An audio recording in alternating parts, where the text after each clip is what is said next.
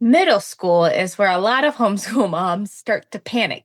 Maybe you feel like your child is behind and you're terrified they will never catch up.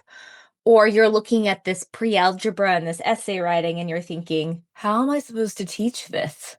Let's take a deep breath. You guys are not too far behind. And guess what? You don't have to know everything. These middle school years are actually a great time for a reset and building a strong foundation for high school. So here's what we're going to be covering today. My core 4 framework that makes homeschooling the middle school years simple and sustainable, how to build a daily rhythm that works for your real life, what to add beyond the basics for growth and enrichment, the 5 most common mistakes homeschool moms make, and what to do instead. Then finally, an encouragement every homeschool mom needs to hear. Stick around for this last part because it might just change how you feel about homeschooling during these middle school years. But before we begin, I've got something to make this even easier for you. I put together a free download of my very favorite homeschooling curriculum resources, the ones that I'm recommending all the time. You can grab that list at confidenthomeschoolmoms.com/picks. One of the biggest mistakes I see middle school homeschooling moms make is trying to cover everything every day and then burning out before the first week is even over. So, this is where my core 4 framework comes in like magic. The core 4 focuses on just 4 subjects as a foundation: math, language arts, science, and social studies.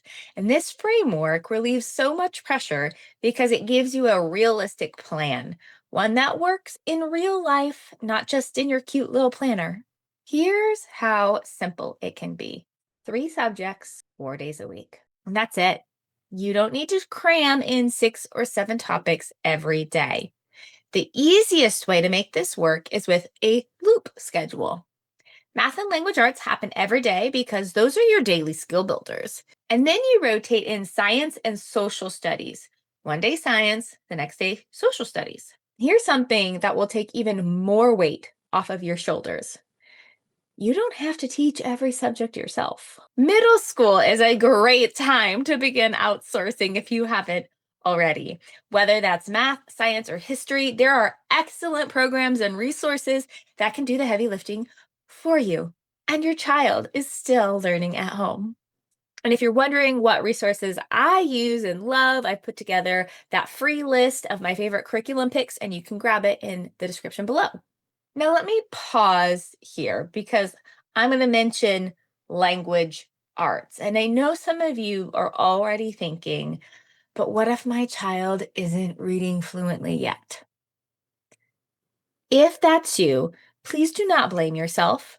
Reading difficulties are real, and many stem from how the brain processes language, not laziness, not lack of love or devotion on your part. A few years ago, I had a conversation with a retired elementary school principal who told me that 85% of kids will learn to read on their own no matter what, even with less than great instruction. His words, not mine. But this other 15% are those who are actually dealing with a learning difference like dyslexia.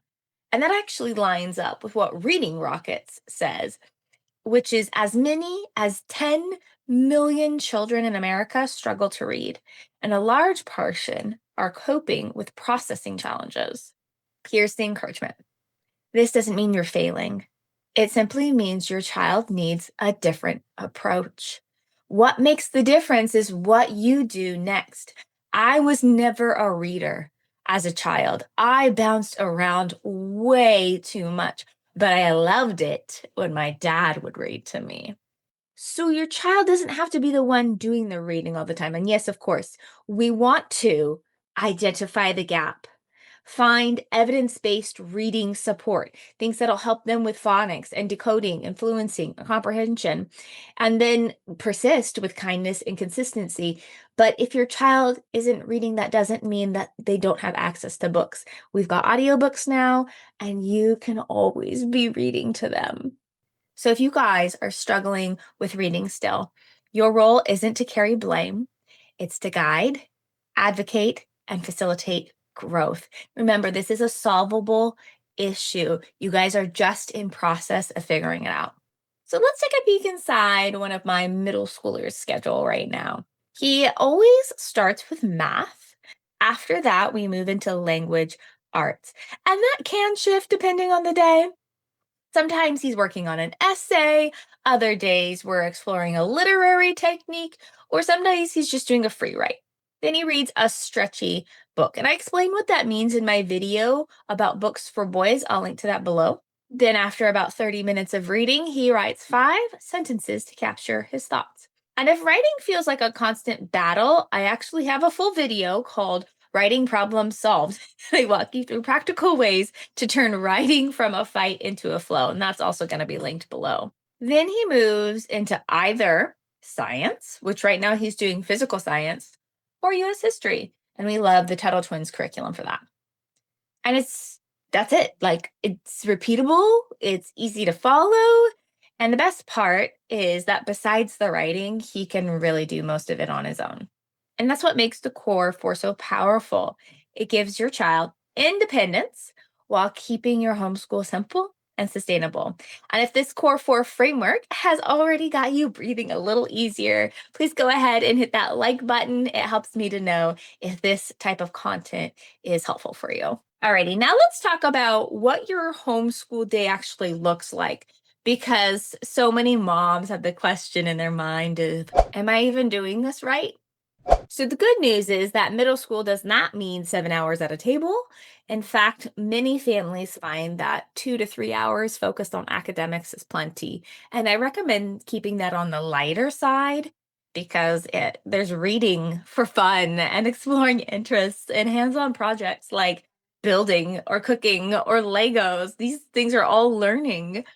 And you might be tempted to skip free time thinking it's wasted. But the experts would disagree, because in fact, play and unstructured time in middle school really does matter. One educator article put it is that adolescents need opportunities for play as much as younger students, but but often lose them in middle school to their detriment. That's from the Hitchinger's report, and I will link to that below as well. So free time is not a void. It's where your kids can recharge, explore their interests, problem solve, dream, or just breathe. It supports emotional health, self-regulation, and creativity. So make sure you build that into your rhythm, not as padding, but as a core piece of their growth. So back to the learning hours. Of course, every state has different rules.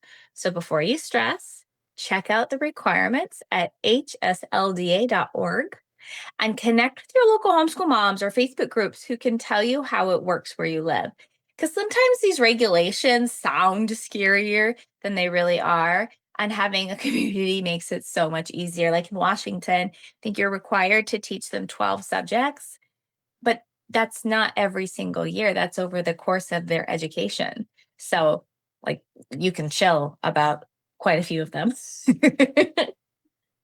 So here's an important perspective shift. Hours do not define learning. 2 hours at home can cover what it takes a whole school day in a classroom. Subjects are flexible. You're focusing on the core 4. Everything else can be enrichment. Transcripts will come later in high school. You don't need to have it all figured out right now. And remember, you're not expected to be an expert in every subject. Your role is to be the guide, the one who sets the direction, provides the resources, and encourages your child's curiosity. And when we understand this, the pressure actually lifts and this becomes really fun. And so you can stop second guessing and start enjoying the freedom that homeschooling in middle school will provide you. Okay? Okay.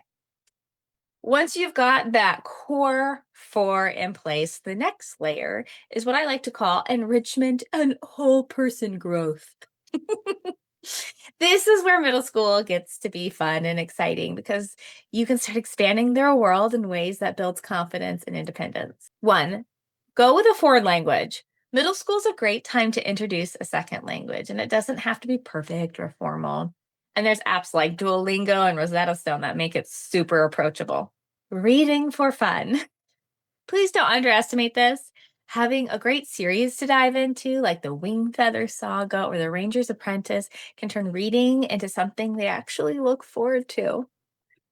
It's okay if they're still reading Dogman, because Dogman is actually pretty great, okay? Shh, Dogman's fine. STEAM or STEM and hands on learning. This can be as simple as a Kiwi box or Crunch Labs kit that is showing up in the mail, even something like taking apart an old computer to see how it works. These activities spark creativity and problem solving, passions and interests. Middle school is a perfect time to fan the flame of whatever your child is into, whether that's Pokemon or coding or studying something specific about amoebas.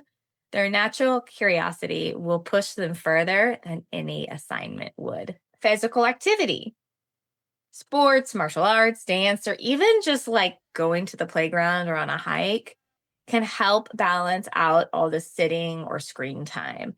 Physical growth and emotional growth actually go hand in hand. So, lots of physical activity, planning skills.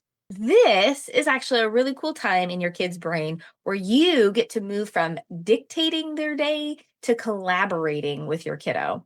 And middle school is a stepping stone to independence. So letting them practice making decisions about their schedule, failing, letting things be messy, um, starting and stopping projects, or even helping, like they can decide what order to do their subjects. And these things provide really great, safe opportunities for them to develop their planning skills. And then connection topics. Don't forget about the heart work. There's growth mindset, friendship, careers, exploration, guided conversations, even things like technology, online safety, AI, navigating sexuality. These are all an open door for connection if you take the time to step in through it.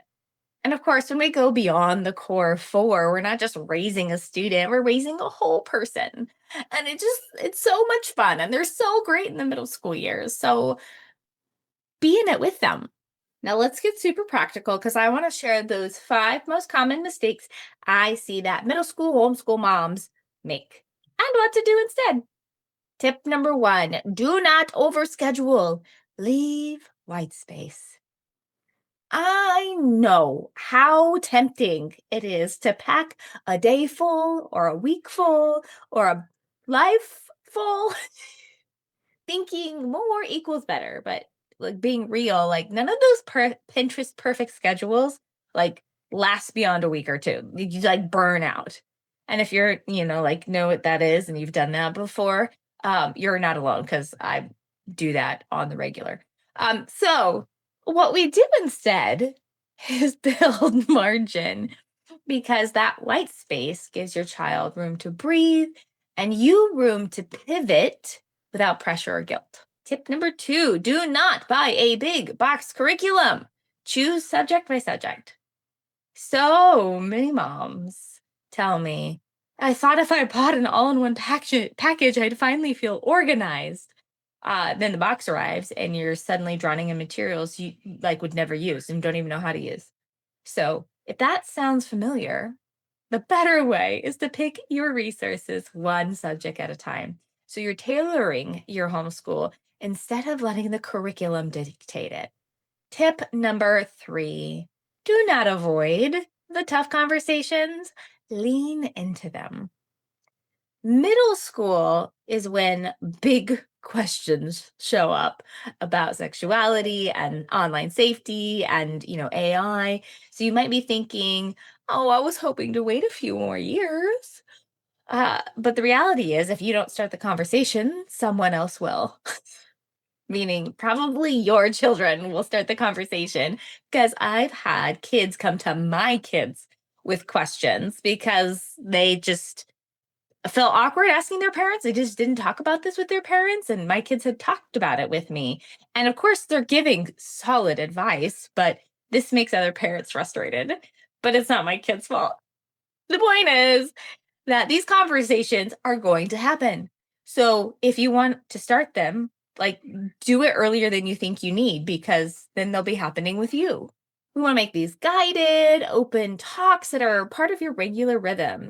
These are really as important as math or writing. Tip number 4, do not obsess over content. Focus on skills. Now, this is a really big one. You do not have to cram every fact about ancient Mesopotamia into their head. Did you know that? You don't have to stuff it in there. So many moms confess to me, I stress more about what we didn't cover than what we did. And instead of obsessing over content, I want you to focus on transferable skills: planning, problem solving, writing, learning how to learn. Those skills will carry them through high school and beyond.